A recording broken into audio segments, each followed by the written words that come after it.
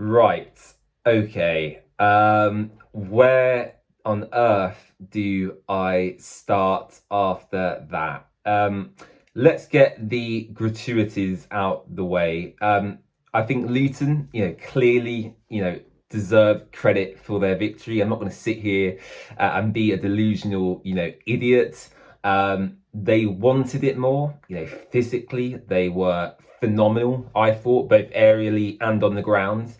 And them players, clearly are still backing their manager in Rob Edwards. So, firstly, I want to give Luton the praise that they quite rightly deserve. Now, I don't want to be sitting here and saying that as a Watford fan, but ultimately that is the truth. So let's get that out of the way. Firstly, talking about the game as a whole, I don't know quite where to begin. Actually, the starting 11 I think was actually, for most fans, it was the correct 11. It was the starting 11 that I predicted myself in my match preview. However, in hindsight, I think some of them selections on a different day I would have changed. Starting with the big talking point in goal, I think is Daniel Batman. Yeah, I don't know quite what the thinking was behind that selection. Now, I don't think he looked fit. I don't think it was right that as a goalkeeper, he still had strapping on from whatever injury he had. He never looked comfortable from both set pieces. Watford conceded. Obviously, 2 out of the 3 goals were set pieces. From both of them instances, Batman never looked comfortable coming out and demanding his area. For the first goal, there are clearly question marks over him getting down quick enough.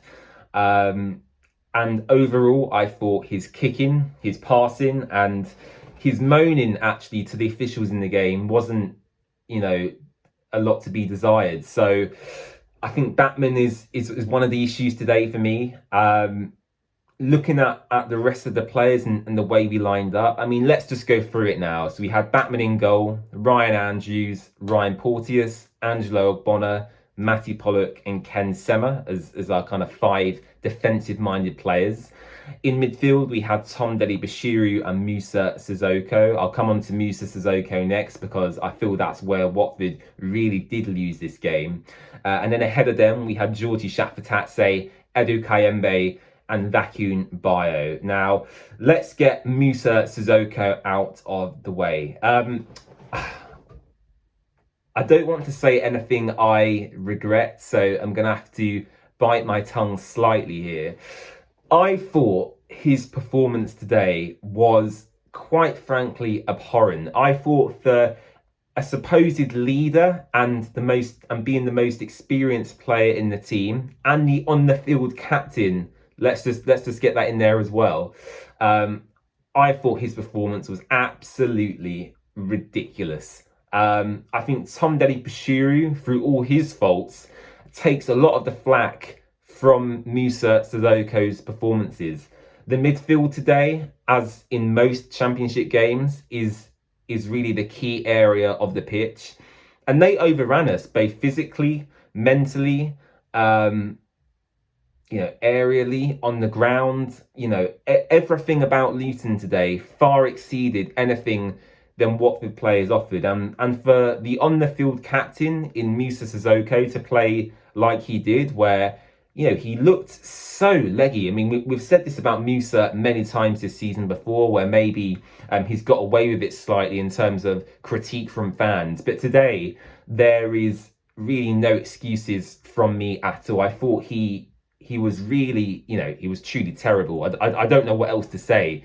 The statistic that really shows a lot is that Watford only won 23% of their aerial duels, which is crazy. I mean, that is pure and utter domination from a Luton perspective. And ground duels, I assume, would be the same as well.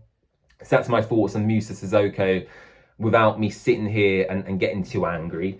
In terms of actual turnovers of the ball as well, Watford were very intense on playing out from the back where we could, which I felt hindered us a lot of the time. I think there's a time and place to play it from the back, and I think you have to pick and choose when you do that. And today was just not quite the day to do that kind of thing. I think before the game there was question marks, even from people on social media, about whether it would go ahead due to the state of the Kenilworth Road pitch. It was waterlogged after a substantial amount of rain had fallen the night before, and I know Tom Cleverley and Rob Edwards were talking to the referee prior to the game. Now, ultimately, the game did go ahead, but I think as a professional football player and as a team collectively, you have to kind of adjust to the conditions you're playing in. And whilst it's hilarious that their pitch can't cope with some rain, they clearly were a lot more well equipped to deal with that. A lot of the time Luton went long, and when they did go long, most importantly for them, they won the aerial battles. And I thought Carlton Morris for them was exceptional. In terms of my man of the match, he is right up there, because in terms of a number 9 performance and what Watford are looking for in a number 9, Carlton Morris for Luton today was exceptional. Some of the runs, the touches, the hold-up play he showed today was really, really impressive. So he would be my man of the match today. And Adebayo as well up top also caused Watford, a wide range of issues, especially with him running in behind as well. So I don't know what else to say. It's not in my nature to sit here and berate the team, but people people spend a lot of money to go to these games. Watford were charging £13 to go on a club coach for this game, and you had to travel via that form of transport. And if I was the club and I was the players, I would seriously be considering a refund actually to everyone who travelled. Now, I can accept losing football matches if we give 100%.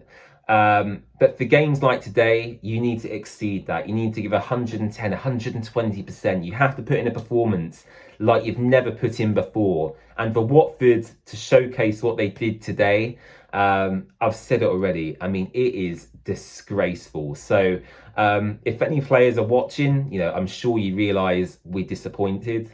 It doesn't get any easier from this point onwards. On Tuesday, you'll be pleased to hear we have Leeds United away from home. So, an opportunity to bounce back, clearly. However, Leeds, I would expect, will get promoted to the Premier League this season. So, it's not an ideal situation for Watford to be in. I just hope Tom Cleverley and the players understand what the fans are feeling currently, the fact it's not acceptable, the fact that we expect more. Honestly, in conclusion, all I can say is we move on, because you have to in football, to the next game. They can't dwell on this too much, because we have Leeds in a couple of days. So move on, take your learnings from this game. A lot of players hadn't played in a derby fixture before. Some had, of course, and they need to take their own responsibility, but a lot of players hadn't. So take your learnings, move on. It's not ideal, clearly. And then just hopefully within the next week or two, Watford start picking up some more positive results. So let me know your thoughts in the comment section down below. Don't forget to subscribe to the channel, and we'll see you again soon. Bye bye.